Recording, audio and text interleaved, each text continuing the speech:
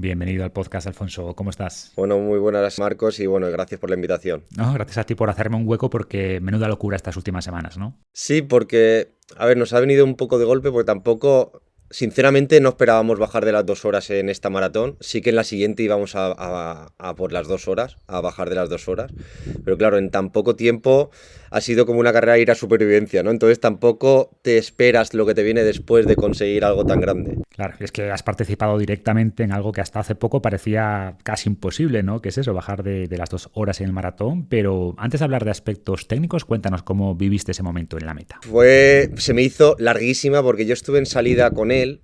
Yo estaba en la salida con él y bueno, la noche de antes no dormí con los nervios, sabía que estaba para hacer algo grande bueno, pegar un golpe encima de la mesa porque nadie confiaba en él, porque normalmente es muy difícil alguien que viene de triunfar en distancias más cortas que traslade este rendimiento a maratón, ¿no?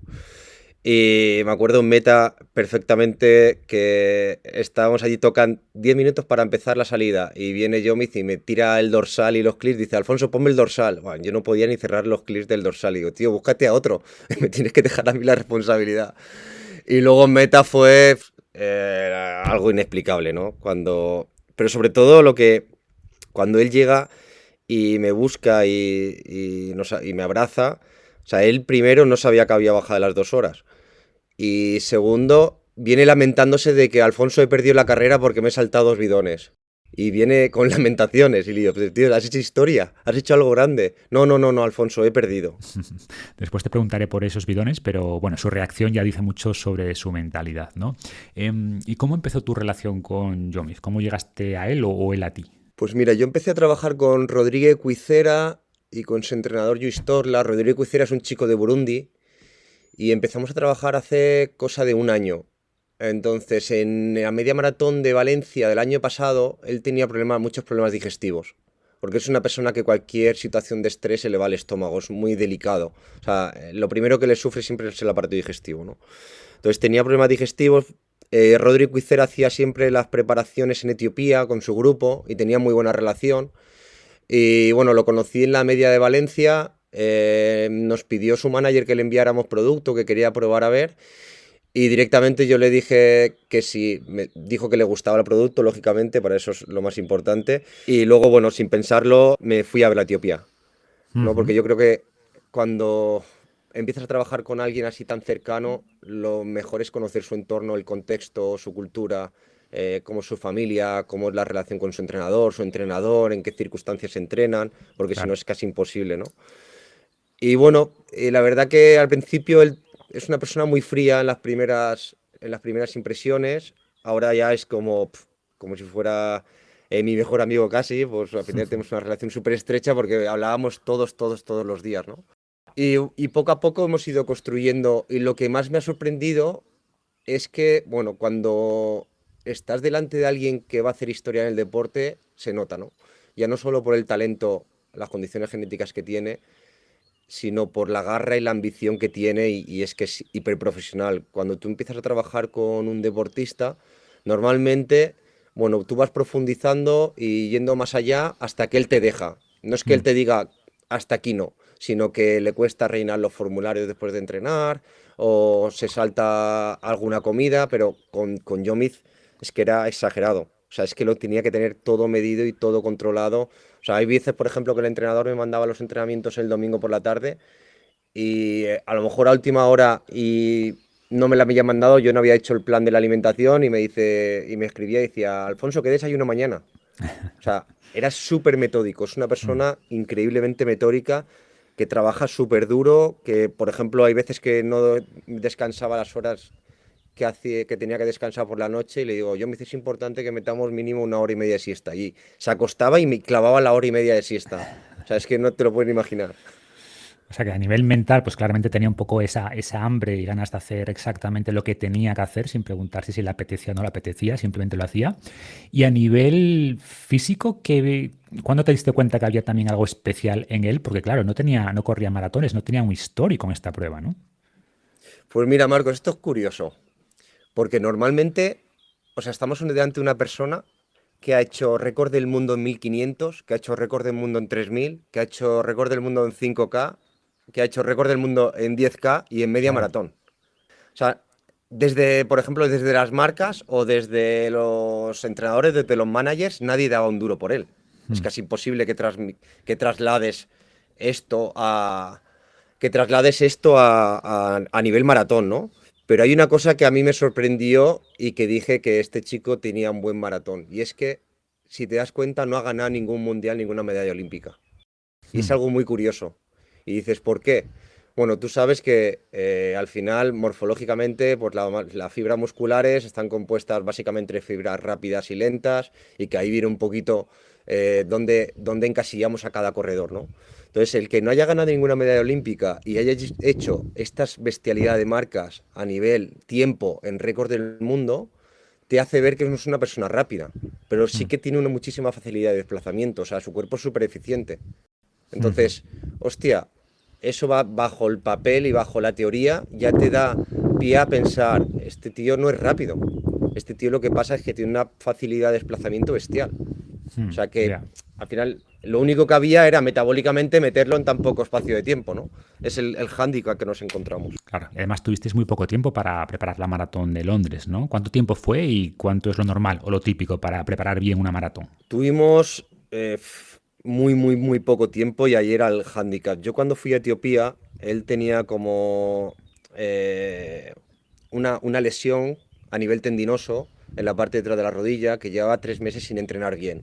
Mm, En plan, entrenaba un día medio bien y paraba dos o tres. Y lo llevaba arrastrando, ¿no? De hecho, el último día que yo vuelo a España, él hace un long run, una tirada larga, y le tiene parado después de esa tirada 3 días. Yo lo llamo, le dije que, bueno, que si quería correr Londres, que tenía que venir a España a intentar tratarlo. Yo tengo un traumatólogo que tengo mucha relación con él, que es el doctor Cabapé. ujú. Al final es una persona de confianza mía, de mi círculo.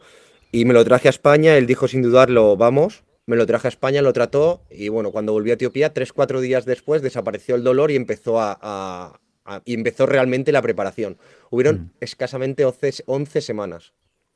Claro, wow. 11 semanas es muy poco tiempo cuando es una persona que no ha competido nunca en maratón ni ha hecho una preparación de maratón. Él no Mm, tenía, la vida metió volumen de entrenamiento. Entonces, claro. claro, no te puedes poner a lo que te pide a nivel de preparación un maratón porque su cuerpo no lo iba a absorber. O sea, lo ibas a pasar. Entonces, Mm, cada 3 semanas hacíamos analíticas a ver cómo iba absorbiendo su cuerpo las cargas. Nos tocaba pararlo. De hecho, hicimos un bloque. Yo llamé al entrenador, digo, que se vaya 2 o 3 días porque se me desacopló la variabilidad con el pulso en reposo. Como mm, que estaba. O sea, y yo digo, ¿qué está pasando aquí durante 3, 4 días? Hablé con el entrenador de que se vaya 2 o 3 días y que tome oxígeno porque creo que le está afectando mucho. No sé si a nivel mental, porque claro, no lo conoces. claro. No sabes cómo reacciona, ¿no? Entonces fue muy poco tiempo y nos hemos ido adaptando casi diariamente y yendo aprendiendo de su cuerpo diariamente. Y claro, pues al final, las últimas 2 semanas le bajé totalmente toda la carga de trabajo, hicimos un tapering muy bueno de 2 semanas, absorbió el bloque que habíamos construido porque no te daba tiempo a hacer dos bloques de trabajo, directamente Mm. hicimos un bloque un poco más largo de lo normal y que absorba y ya la competición. Espectacular. Bueno, pues vamos a pasar ya a la parte un poquito más técnica, entre comillas, ¿no? Por ejemplo, te escuché en alguna entrevista decir que el problema de Yomif no era de velocidad, sino energético. ¿Qué quieres decir con esto? Claro, porque al no tener volumen de trabajo detrás, su cuerpo no es eficiente metabólicamente, ¿no? Su Ujú. cuerpo, pues al final, este tipo de cuerpos pues consume mucha energía y el problema suele ser siempre controlar el gasto energético. Entonces, el maratón, todos sabemos que, pues al final lo que hay que hacer es controlar el gasto energético para cuando hay que correr, que es a partir del 35 que empieza realmente la carrera, ¿no? Entonces, al Ujú. final, el objetivo era llegar allí con las máximas prestaciones posibles para que empiece la carrera. Ese era el hándicap que teníamos con él. También te escuché decir que uno de los objetivos en esta fase era mejorar su flexibilidad metabólica, ¿no? ¿Cómo fue este proceso?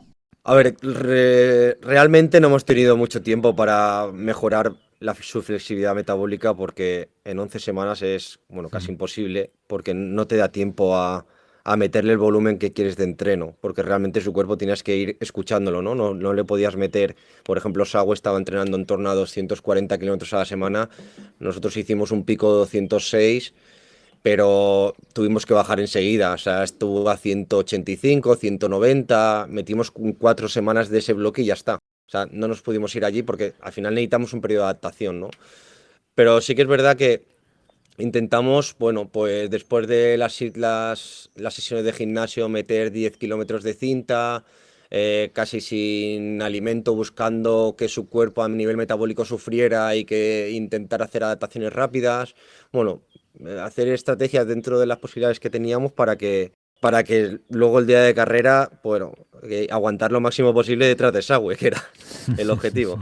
Claro, entiendo que el objetivo era maximizar su capacidad de oxidar grasa, que quizás no era tan relevante en las pruebas más cortas que él hacía antes, ¿no? Claro, eso es. Al final una prueba de 2 horas pues no es lo mismo que él. Lo máximo es que, bueno, es que lo máximo que había corrido él en competición era 58 minutos. Era media Claro, maratón. hay un salto Es importante. que es otro deporte. Es que es el doble de distancia. Es otro deporte. Y por hacernos una idea, ¿cuántas calorías consumía más o menos y cómo cambiaba esto en función del tipo de sesión o de cercanía a la maratón? Pues él de basal estará aproximadamente en 1800, 1750, más o menos. Y Ujú. luego, pues nos podríamos ir desde 3200 a 3800, ¿no? Dependiendo del día.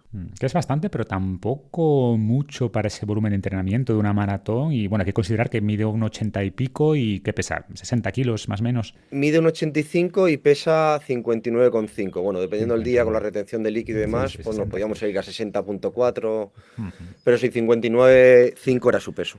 Pero ujú. tú piensas que volumen de entreno no metían mucho, porque estábamos Ya, hablando de como mucho 15 horas de entreno a la semana. En la carrera a pie es difícil meter volumen porque tienes que jugar con ese daño muscular. Aunque sí que es verdad que normalmente la raza africana, o sea, se caracterizan porque tienen mucho menos daño muscular que los europeos. Al tener esa capacidad tendinosa que mm, hacen como de muelle, al final la musculatura no trabaja tanto, no sufre tanto, es excéntrico, tampoco genera mucho. Pero es complicado, ¿eh? Meter volumen corriendo. Y era menos volumen en cualquier caso que Sagüe, como decías antes, ¿no? Hemos hablado de calorías y a nivel de macronutrientes, proteína y sobre todo carbohidrato, ¿cómo lo regulabais? Bueno, esto sí que es verdad que fue realmente, no sencillo, sino que vi muchas posibilidades porque, bueno, antes de trabajar con él le digo que cómo comía más o menos y apenas comía hidrato de carbono, comía un 50% del plato en la última comida del día. Ellos solo hacen 2 comidas principalmente, Ujú.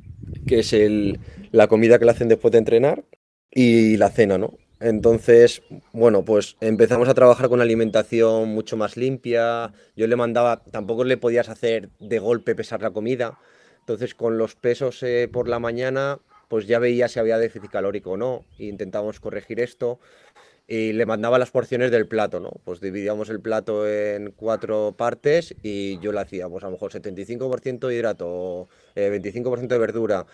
Depende de las sesiones o el momento del día, pues íbamos jugando un poco con esto. Y decías entonces que ingieren todas sus calorías en 2 comidas al día. Sí, ellos normalmente, ten en cuenta que entrenan súper temprano, igual se levantan a las 4:30 de la mañana. Depende del entreno, pues cogen el coche, por ejemplo, tienen una pista de atletismo a 2.900 metros, las tiradas largas bajan a 2.000, 2.100. O sea, depende del entreno, van a un sitio o van a otro. Las tiradas Ujú. largas a baja intensidad la meten a 3.000.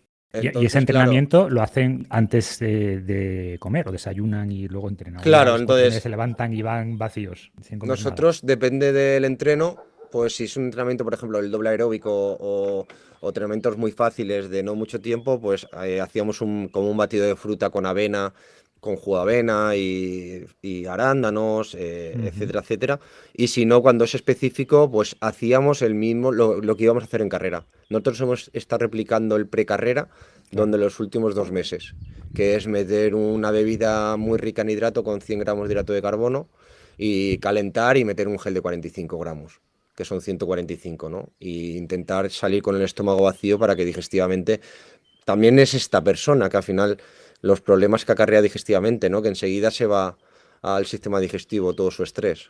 ¿Y puedes compartir un poco más la composición de esa bebida previa de 100 gramos que decías de carbohidrato o después el tipo de gel de Santa Madre que usabais, composición general, lo que nos puedas contar? Pues variábamos muchísimo, depende de... Ten en cuenta que él nunca había metido nunca nada intracarrera o intraesfuerzo. Mm, Entonces lo primero es ir poco a poco adecuando a su cuerpo a que él se acostumbrara a beber y a comer durante la práctica deportiva y ahí ha sido un proceso adaptativo básicamente, ¿no? Nosotros sí que es verdad que intentamos que tenga todo controlado, le dejamos una jeringuilla grande para medir mililitros, le decíamos mm. cómo tenía que hacer la mezcla y en cada bidón metíamos más o menos lo que él tenía que tomar. Entonces íbamos jugando para saber realmente el feedback. Él después de cada entreno rellena un cuestionario que es problemas digestivos del 1 al 5, sensación de energía del 1 al 5, color de la orina y bueno, y sensaciones que había tenido, ¿no? Entonces eso, pues al final, para intentar saber qué está pasando dentro de su cuerpo, cómo ha terminado y lo que hemos hecho, que está todo medido y todo controlado, qué ha pasado. Entonces a partir de ahí vamos jugando, pero básicamente la bebida que él toma es la misma que tomamos intracarrera, que es el inusual fue, que son 100 gramos de hidrato de carbono, que básicamente son en ratio 1:1, Ujú. que es maltodextrina dextrosa, fructosa y isomaltulosa, son 4 ingredientes que trabaja esa bebida. Y el gel de 45 igual, es el ratio 1:1. La verdad, él solo hemos trabajado ratio 1:1. O sea, ratio 1:1 glucosa-fructosa, para quien no sepa a qué nos referimos, y luego esos dos tipos de glucosa, ¿no? Eso es. Ujú. Y luego, Bueno, bueno, el post sí que utilizábamos un recuperador que tenemos específico en los días específicos que lleva 1500 miligramos de polifenoles, pues lleva dos probióticos para bajar inflamación intestinal después del esfuerzo, mm, un poquito de proteína y hidrato. mm. Y en este proceso, ¿cómo fue la relación con el preparador físico? Que comentabas antes que le dabas consejos, ¿no? Para ajustar las cargas. ¿Se dejaba asesorar también por vuestra parte o hubo algún conflicto, alguna diferencia de opiniones en algún momento? Pues aquí es lo que... Esto es el kit de la cuestión, ¿no? Porque en tan poco tiempo o confiaba o no valía para nada. Y sí que es verdad que yo leí antes de empezar a trabajar con él, leí bastante acerca de la cultura etíope. Pues cómo es la relación entrenador-atleta, o sea, para saber dónde estaban, ¿no? Al final es otra cultura totalmente diferente, ¿no? Y Marcos, si te das cuenta de una cosa que yo no tenía ni idea, Etiopía es el único país de África que no fue colonizado. Ya. Entonces, ¿qué te hace ver esto? Que son muy suyos. O sea, que es muy difícil entrar dentro de su cultura, de su círculo. Entonces, el entrenador es algo más que un entrenador y ellos quieren controlar su entorno. Pero sí que es verdad que con Gemedu, pues al final también es verdad que yo en Valencia me siento con Gemedu sin hablar directamente con Yomiz. Cuando voy allí yo le recalco mucho que yo solo quiero ayudar, que no quiero tomar, que no quiero ni quitar el atleta ni nada parecido. Entonces intento ponerle ya en contexto de lo que nos vamos a encontrar. Pero claro, Mm. el key de la cuestión es cuando ves una analítica bueno, que ves que es necesario bajar cargas o cuando ves que su variabilidad se cae y hay síntomas de fatiga, pues claro, te toca llamarle y decir, hostia, que Medu, hay que levantar el pie, necesitamos... Mm. Y le agradezco profundamente porque no ha debatido nada y ha hecho caso 100%. También es verdad que él veía paso a paso que Yomiz cada vez estaba mejor. Entonces Claro. eso al final le daba también confianza, ¿no? Pero lo agradezco profundamente porque sin él hubiera sido imposible.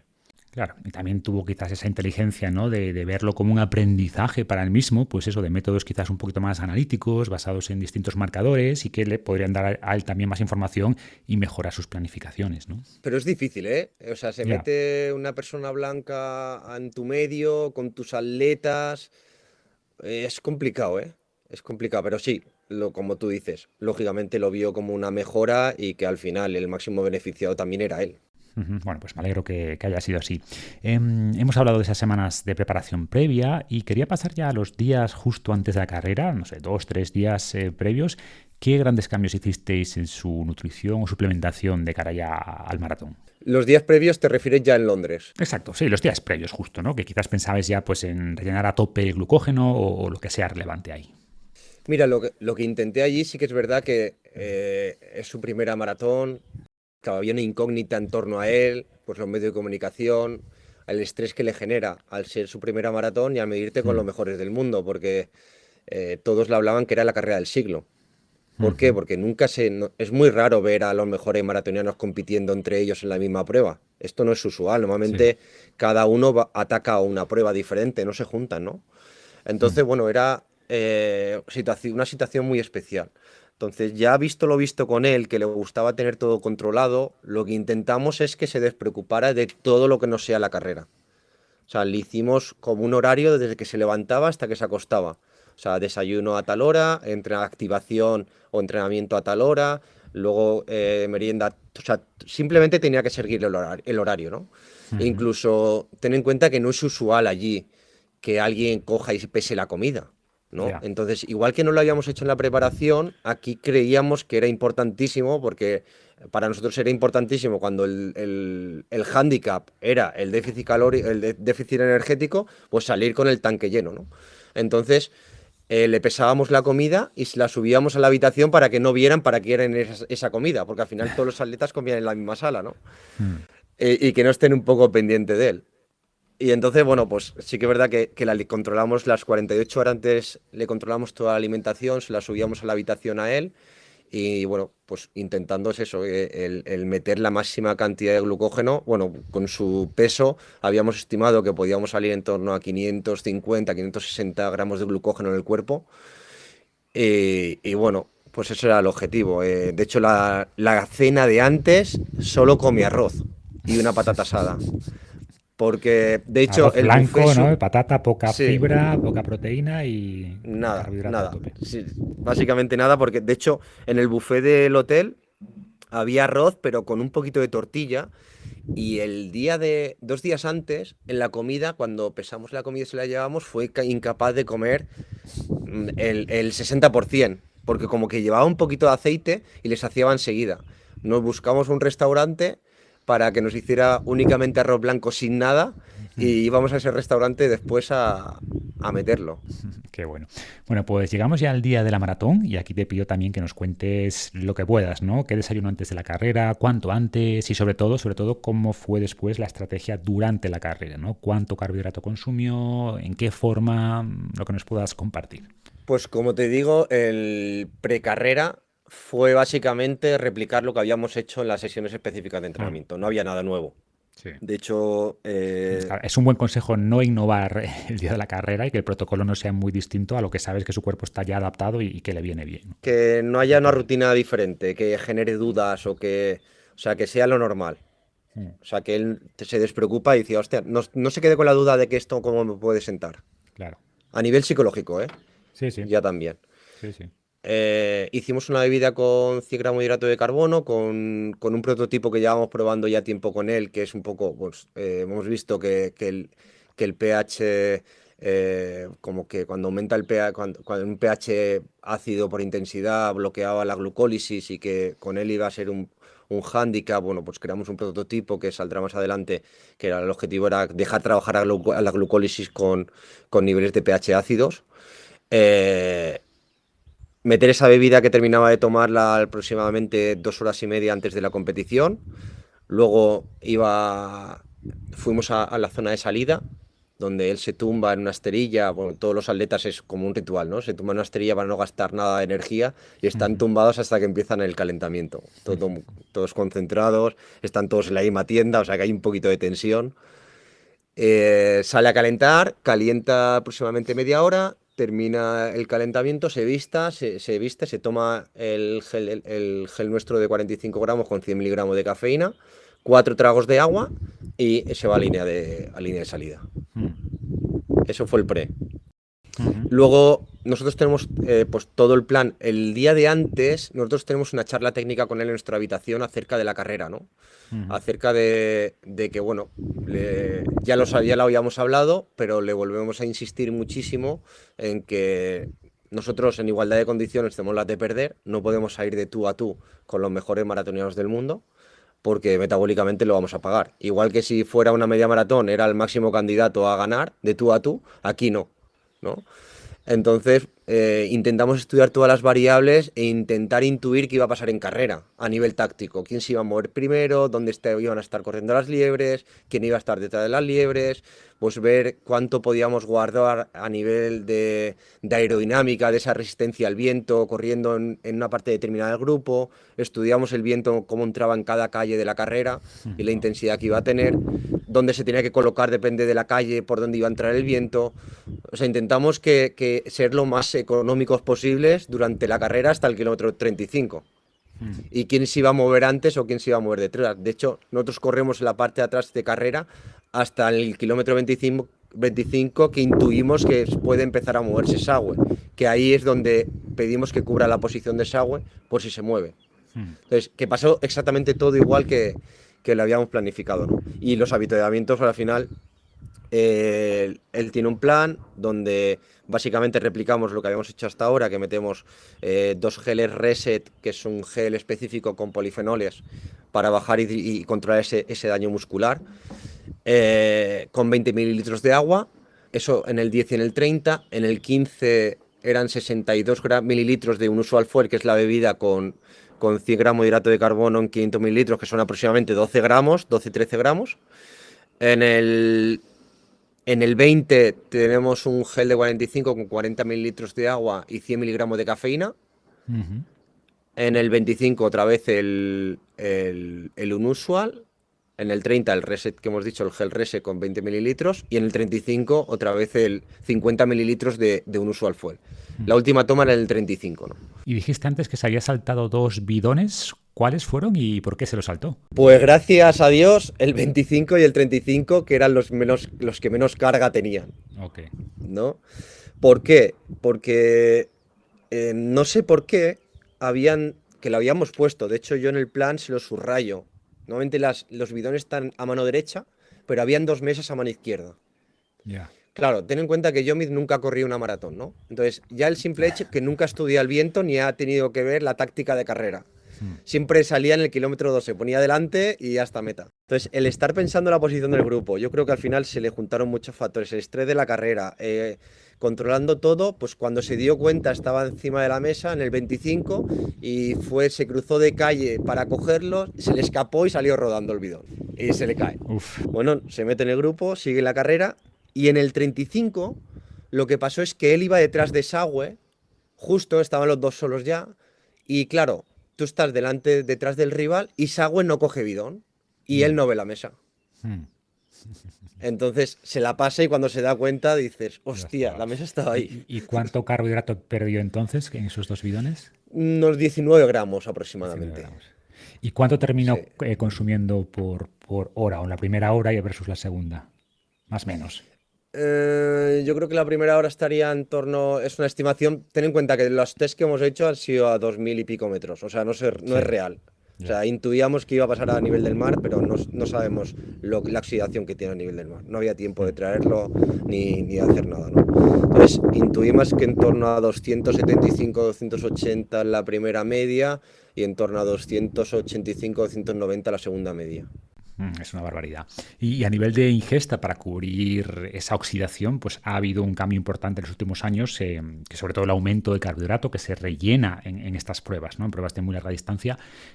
Hablo de maratonistas, de ciclistas, pues hemos pasado de los 40, 60 gramos por hora, ¿no? Que se consumían hace 15 años, cuando yo empecé, a los 80, 90, incluso más de 100, a los que se llega ahora muchos deportistas de élite, ¿no?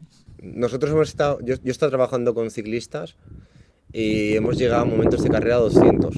A 200, qué locura. Sí, en ciclismo es mucho más fácil, bueno, hay impacto, Claro. pero sí que aprovechas esas ventanas que puedes comer y que luego quitarle, donde sabes que va a haber más intensidad, quitarle bastante carga. Entonces vas jugando con momentos de carrera, ¿no? Ha cambiado radicalmente el mundo del deporte de la resistencia, lógicamente, ¿no? Y para ese cambio, para aumentar esta ingesta, ha habido, yo diría, 2 ajustes importantes, ¿no? El primero, pues esa combinación de glucosa y fructosa que decías antes, ¿no? 1 a 1, porque al usar transportadores intestinales distintos, pues podemos cargar más.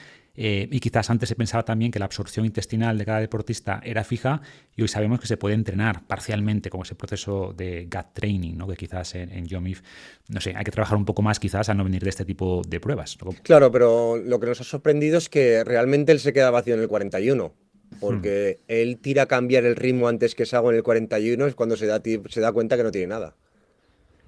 Sí, sí, sí. Entonces, claro, cuando Sago ataca, él no puede salir. Pero él iba a cambiar antes, o sea, él iba a por la carrera en el 41, ¿no? Y se da cuenta, de hecho, cuando llega a meta me dice, es que he ido a correr y me he quedado vacío, ¿qué me ha pasado? Le digo, yo, normalmente esto a mucha gente le pasa en el 30, en su primera maratón, no en el 41, ¿no? Qué bueno. Y respecto a la hidratación, algo relevante durante el entrenamiento? ¿Hacíais algún tipo de control de pérdida de sodio, electrolitos? ¿Fue algo importante para la preparación o no le dabas mucha importancia? A ver, realmente él no es una persona que sude mucho, ¿no? Entonces, básicamente el líquido era el mínimo que podíamos garantizar esa entrada intestinal del carbohidrato. Mm, Al no haber mucha sudoración, tampoco son esfuerzos de muy larga duración. Entonces, básicamente de sodio no sé si estaríamos en 250, 300. También es verdad que el prototipo que utilizábamos antes pues tiene bastante sodio. Entonces, pues como que quitamos importancia también al resto de. El electrolito solo trabajamos sodio, intra, no ujú, trabajamos ningún, ujú. ningún mineral más. Y que el gel lleva 200 miligramos, la bebida en cada. O sea, yo creo que estaríamos entre 200 miligramos de sodio a la hora, más o menos, Mm, aproximadamente. Pero bueno, tampoco son pruebas muy largas, ¿eh? Tampoco es que ya. sea vital. Mencionaste antes también cafeína, ¿no? No sé qué cantidad llevan los geles. ¿Y alguna cosa más que llevan los geles o que suplementasteis aparte? Bicarbonato sódico, nitratos. ¿Qué te parece irrelevante en el mundo, más allá de esta competición en concreto, en el mundo del deporte de resistencia? Pues nosotros hacemos una carga el día previo de 1200 miligramos de nitrato, con Ujú, 2 tomas del usual nitro, que es un producto que tenemos con polifenoles y un poquito de bicarbonato. Eso lo hicimos el día antes. Y el día de carrera bueno, no utilizamos bicarbonato, utilizamos otro prototipo que es el que lanzaremos más adelante. Y cafeína, nosotros restringimos cafeína 7 días antes de la competición, él está sin tomar nada ujú, de café. ujú. Y metemos 200 miligramos, 100 miligramos justo antes de empezar, 15 minutos antes, y 100 miligramos en el kilómetro 20, en la media, en el kilómetro 20, que te queda todavía una hora de carrera. Y juegan allí con el consumo de café, siendo Etiopía tendrán buena calidad, ¿no? Es cultural, sí. 2 o 3 veces al día toman café. Y lo consumen, por ejemplo, antes de ese entrenamiento temprano que decías antes, No, ¿o pero no? es como un ritual, porque para ellos es la zona de preparación. Sí. Después de comer hacen como la preparación, que lo hacen así como un termo al fuego y que lo utilizan también como para aromatizar la casa y crean como un ambiente. O sea, es algo más que tomar café y ya está. O sea, no es el expreso que se toma aquí, ¿no? O sea, es un ritual y toman bastante café. Mm. Bueno, pues nos has contado muchas cosas valiosas de la preparación física, que te agradezco mucho. Y quería preguntarte también por la parte más mental, ¿no? Comentaste antes que Yomif es un deportista con muchas ganas, muy disciplinado. ¿Qué más destacarías de él en este sentido? Y también, ¿cómo lo ves ahora, después de la carrera? ¿Lo ves quizás con más confianza o cómo está? Claro, piensa que es lo que me decía el otro día. Dice, mi sueño era bajar de 2 horas y lo he hecho en mi Exacto. primera maratón, ¿no? Pero vamos, es que tiene una forma de ser que es hambre puro y duro. O sea, quiere hacer historia. Mm, O sea, quiere decir historia. No es una persona, es una persona súper metódica que lo tiene que tener todo controlado. También cuando entras en su círculo, confía plenamente en ti y busca siempre la aceptación de todo.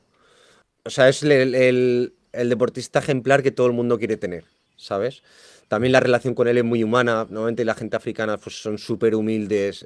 La gratitud que te genera trabajar con ellos es porque son hiper agradecidos. No sé, es lo que tiene de especial con respecto a otros africanos que trabajan la profesionalidad que tiene. mm, O sea, tiene hambre. Tiene qué hambre y bueno. es un tío que lleva ganando 10 años. Sí, O sea, que no viene de ahora. Que Sagüe, por ejemplo, destacó en la maratón solo. claro. Sí, sí, No tiene destaca por doble. debajo. No es común, ¿no? Destacar en pruebas cortas y en pruebas largas. No, este Claro. tío lleva 10 años ganando. Mm. Lleva 10 años en lo más alto. O sea, gana Diamond Leagues. Es pura historia ya del deporte. O sea, ya podríamos Eso, decir que es uno de los mejores atletas del deporte sin haber competido en maratón. Eso te iba a decir, ¿no? Que cuando decías que quería hacer historia, ya ha hecho historia. Yo, de hecho, ya la había hecho antes del maratón, más todavía con el maratón. Ya habéis hecho historia y por eso me parece todavía más loable pues, que quiera seguir mejorando, ¿no? Porque igual otro corredor diría, aquí me planto, ya he bajado de las 2 horas, no quiero seguir con el sacrificio que sin duda requieres para mantenerte ahí arriba a ese nivel. Así que bueno, es espectacular. Y oye, podría hacerte muchas más preguntas porque me parece fascinante todo este tema, pero no te quiero quitar mucho tiempo, sé que estás ahora a tope, así que mi última pregunta sería ¿hasta dónde crees que puede llegar Jomif con vuestro apoyo? ¿Te atreves ahí con un pronóstico? A mí me ha sorprendido. O sea que no te. Yo la duda es Hostia, si hacemos un buen bloque, ¿hasta dónde puede llegar? Tú piensas que Sague debuta hace 3 4 años en maratón y saca su mejor rendimiento ahora después de 4 años. Claro. O sea, ahí te deja entender el proceso, que el deporte, el proceso de maratón, ¿no? Lo que es. Mm. ¿Hasta dónde puede llegar Yomi? Lo bueno es que se deja. Ahora es mucho más fácil trabajar con él. Tenemos mucha información de su cuerpo. Tenemos tiempo hasta el próximo maratón. Y tiene hambre. Entonces, al final, yo creo que la barrera la va a poner él. Pero yo creo que puede rascar bastante el tiempo ese. También te digo, las condiciones de carrera fueron buenas para correr. Claro, La primera sí, media efectivamente. es muy mala, pero la segunda media pues sopla un poco de viento a favor, 10 11 kilómetros, menos resistencia al viento, o sea que es muy propicio para correr. También es verdad que la primera fue muy mala, la primera parte, pero bueno, vas en grupo, no tienes Mm. tanta fatiga. Sí.